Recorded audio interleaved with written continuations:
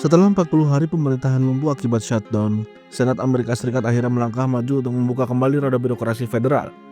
Keputusan ini membawa harapan baru di tengah tekanan publik yang meningkat, serta dampak ekonomi yang semakin meluas. Langkah tersebut diambil melalui pemungutan suara prosedural pada Minggu 9 November 2025. Ini menandai awal dari proses pembahasan rancangan undang-undang pendanaan yang diharapkan dapat mengakhiri kebuntuan politik antara Kongres dan Gedung Putih. Selama masa shutdown, ratusan ribu pegawai federal terpaksa tidak bekerja tanpa gaji, distribusi bantuan pangan tertunda, dan jadwal penerbangan di seluruh negeri terganggu.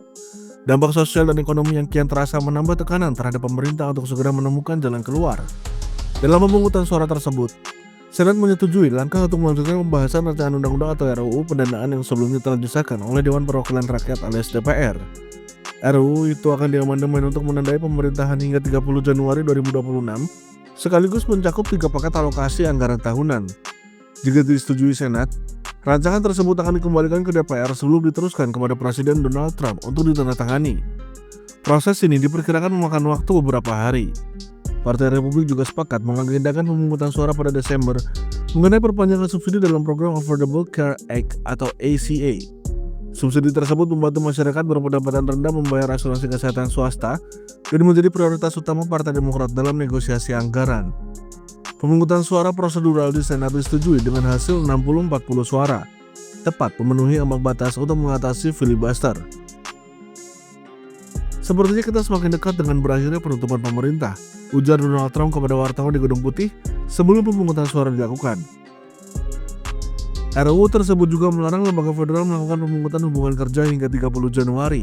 Kebijakan yang dinilai menguntungkan serikat pekerja sekaligus menahan upaya pemerintahan Trump dalam mengurangi jumlah pegawai federal.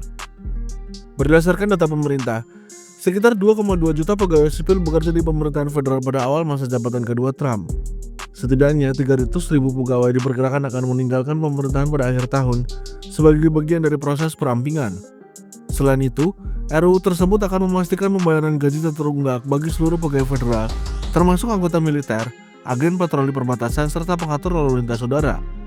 Namun, sejumlah anggota Demokrat menyatakan ketidakpuasan terhadap kesepakatan ini, menilai RUU tersebut belum cukup melindungi sektor sosial yang terdampak. Sementara itu, penasihat ekonomi Gedung Putih Kevin Hassett memperingatkan jika penutupan berlanjut hingga puncak musim perjalanan Thanksgiving, pertumbuhan ekonomi kuartal keempat berpotensi berubah negatif.